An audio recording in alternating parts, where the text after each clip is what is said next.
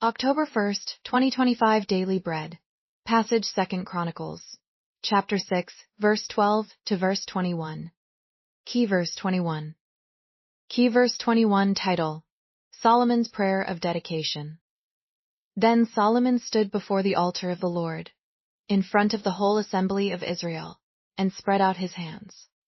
Now he had made a bronze platform, 5 cubits long, 5 cubits wide, and 3 cubits high, and had placed it in the center of the outer court. He stood on the platform and then knelt down before the whole assembly of Israel, and spread out his hands toward heaven. He said, "Lord, the God of Israel, there is no God like you in heaven or on earth.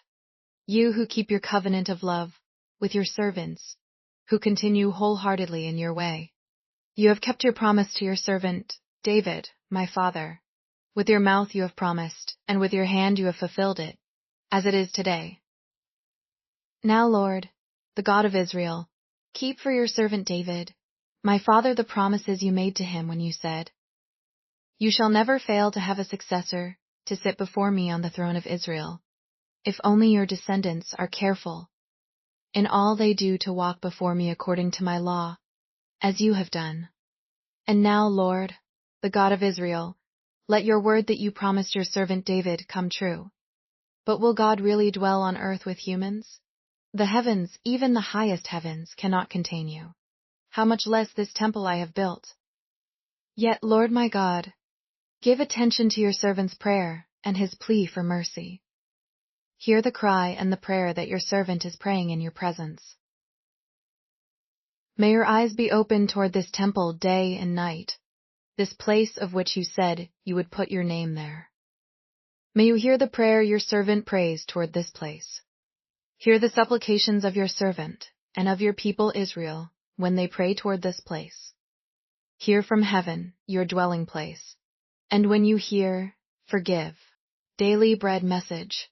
Solomon made petitions to the Lord as he dedicated the temple. First, he asked the Lord to keep his promise to David and bless his house from generation to generation. He did not doubt God's promise, but made a bold petition based on his confidence that he had carefully followed God's instructions. The promise of God was also an assurance to him that God would be faithful and bless him, as he was faithful in keeping the instructions. Second, he asked the Lord to hear their cry and prayer with mercy as they prayed toward the temple. Solomon understood that God would show mercy to them as they turned to him for salvation. This petition prompted his people to turn to God in times of trouble, rather than looking for salvation elsewhere. The house of God would be the place the people would pray toward, with an earnestness to receive the reward from heaven, the forgiveness of their sins. It was amazing grace that the people of Israel had access to God. And Solomon prayed for his people to continue living in such a state of grace. Prayer. Father, thank you for the grace that enables us to come to you in prayer. I examine my heart before you and ask for your mercy and forgiveness today. One word: God hears and forgives.